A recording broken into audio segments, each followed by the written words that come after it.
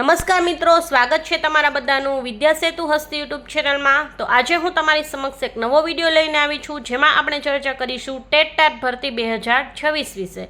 વિદ્યા સહાયક અને શિક્ષણ સહાયક ભરતી અંગે ખૂબ જ અગત્યની અપડેટ। હાલમાં જે ટેટ ટાટ ભરતી અંગે જે મહત્વના મુદ્દાઓ છે તેમાં 5 અગત્યના મુદ્દાઓ વિશે આજે આપણે ચર્ચા કરીશું। તો તમે પણ જો શિક્ષક બનવા માંગતા હોય તો આ વિડીયો જોવાનું ચૂકશો નહીં। આ વિડીયોમાં હાલમાં જે ટેટ ટાટ ભરતીની અગત્યની લેટેસ્ટ અપડેટ છે એ તમામ અપડેટ છે એ ટૂંકમાં તમને મળી જશે।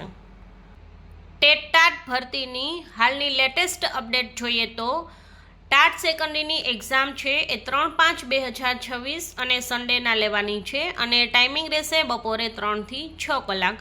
તો તેની હોલ ટિકિટ છે એ ડાઉનલોડ કરવા માટે 23/4 લઈ અને 3/5 સુધીનો સમય આપેલો છે અને તેની વેબસાઇટ છે ઓજસ અને એસીબી એક્ઝામ જે છે આ બે અને આ બંને વેબસાઇટ પરથી તમે ડાઉનલોડ કરી શકશો। બીજી જે છે લેટેસ્ટ અપડેટ છે, ચૂંટણીને કારણે પાછી ઠેરાયેલી ટાટ એચએસ જે છે હવે 3 મે એ લેવાશે અને હોલ ટિકિટ જે છે એ સાઇટ પર મુકાઈ ગઈ છે અને સાઇટ તમને મેં હમણાં માહિતી આપી એ પ્રમાણે એ બંને સાઇટ પર જે છે તમે હોલ ટિકિટ ડાઉનલોડ કરી શકશો। ઉમેદવારો જે છે હાલ હોલ ટિકિટ અત્યારે તમે આ બંને વેબસાઇટ પર ડાઉનલોડ કરી શકે છે અને બાકી જે છે બધી જ માહિતી આ વેબસાઇટ પર તમને મળી જશે। 3 મેના અમદાવાદમાં યોજાયેલી ટાટ કસોટી કચ્છના ભાવિ શિક્ષકો માટે બનશે અગ્નિ પરીક્ષા।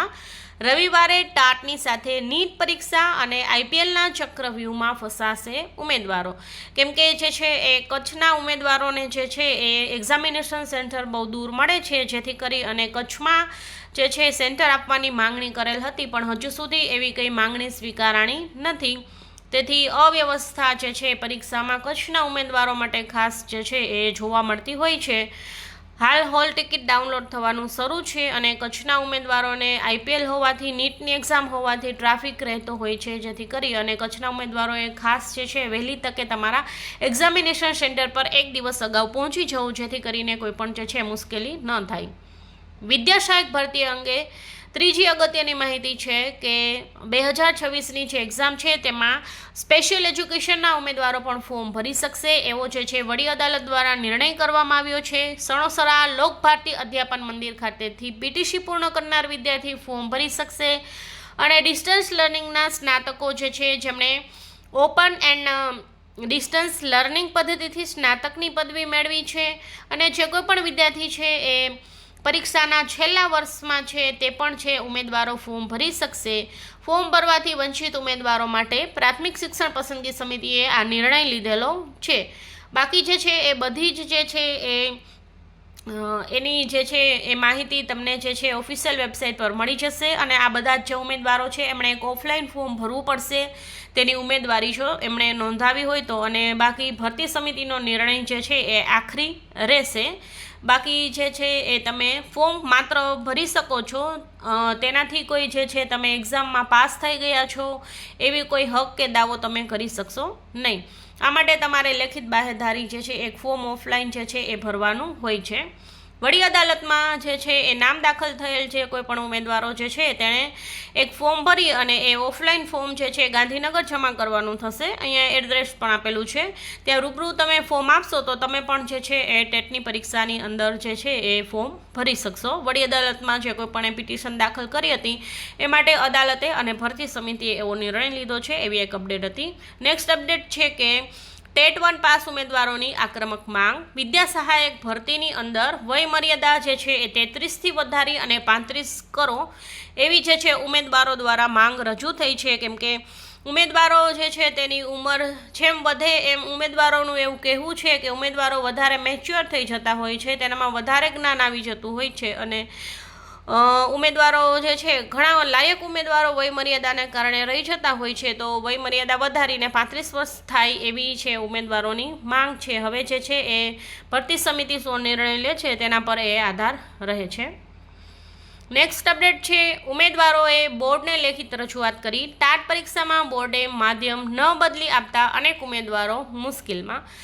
ગુજરાત રાજ્ય પરીક્ષા બોર્ડ દ્વારા આગામી 3 મે ટાટ સેકન્ડરીની પ્રિલિમ્સ છે હમણાં આગળ તમને કીધું તેમાં ઘણા ઉમેદવારોએ ગુજરાતી માધ્યમને બદલે અંગ્રેજી માધ્યમ સિલેક્ટ કરી નાખ્યું છે, જેથી ઉમેદવારો હવે હાલ ગુજરાતી માધ્યમમાં ભણ્યા હશે તેમ છતાં પણ તેમણે પરીક્ષા તો અંગ્રેજી માધ્યમમાં જ આપવી પડશે. હવે ગુજરાતી માધ્યમના ઉમેદવારોને અંગ્રેજીમાં લખવું જે છે એ ખૂબ અઘરું પડે છે. ગુજરાતી માધ્યમના ઘણા ઉમેદવારે અંગ્રેજીમાં પરીક્ષા આપવી પડશે, કાં તો પરીક્ષા છે એ જતી કરવી પડશે. તો વિદ્યાર્થીઓનું એવું કહેવું છે કે આ પરીક્ષા માટે અમે 2-3 વર્ષથી તૈયારી કરી રહ્યા છીએ અને એક નાનકડી એવી વિદ્યાર્થીની ભૂલના લીધે તેનું આખી જિંદગી જે છે તેના પર પાણી ફરી વળે એવું થશે, ભવિષ્ય રોડાઈ જશે એમ છે. પરંતુ હવે ભરતી બોર્ડે એવો નિર્ણય લીધો છે કે એક વખત તમે ફોર્મ ભરી દીધું, તેમાં માધ્યમની ભૂલ એ ઘણી મોટી ભૂલ કહેવાય. એટલે તમે જો અંગ્રેજી માધ્યમ સિલેક્ટ કર્યું હશે તો તમારું પેપર અંગ્રેજી માધ્યમમાં જ આવશે, ભલે તમે ગુજરાતી માધ્યમમાં ભણેલા હોય. એટલે માધ્યમ હવે તમે ફેરવી શકશો નહીં. જે તમે માધ્યમ જે છે એ લખ્યું હશે એ જ માધ્યમની અંદર તમારે જે છે એ પરીક્ષા આપવી પડશે, કેમ કે હવે જે છે પરીક્ષા ખૂબ નજીક છે. 3 તારીખે પરીક્ષા છે. બેઠક વ્યવસ્થા પણ ગોઠવાઈ ગઈ છે. 2.10 લાખ જેટલા વિદ્યાર્થીઓ છે એ ઉમેદવારો પરીક્ષા આપવાના છે. તો બેઠક વ્યવસ્થા હવે કંઈ બેઠક વ્યવસ્થાની અંદર પણ ચેન્જ ન થાય અને પોર્ટલ ફરીથી છે એ હવે ફોર્મ ભરવા માટે ખુલી શકે તેવું પોસિબલ ન હોવાથી તમારે જે છે લખેલું હશે એ જ માધ્યમની અંદર તમારે પરીક્ષા આપવી પડશે, અથવા તમને ન આવડે તો પરીક્ષા જતી કરવી પડશે. તો આવી જે કંઈ છે એ લેટેસ્ટ ટેટ ટાટ ભરતી અંગેની અપડેટ હતી. તમને ટેટ ટાટ ભરતી અંગે કોઈ પણ જે છે એ માહિતી જાણવી હોય તો કમેન્ટ બોક્સમાં અવશ્ય રજૂ કરજો, અને જો વિડીયો સારો લાગે તો લાઈક અને શેર કરજો, અને આવી જ માહિતી જો તમારે જોતી હોય તો ચેનલને સબસ્ક્રાઈબ કરજો. Thank you.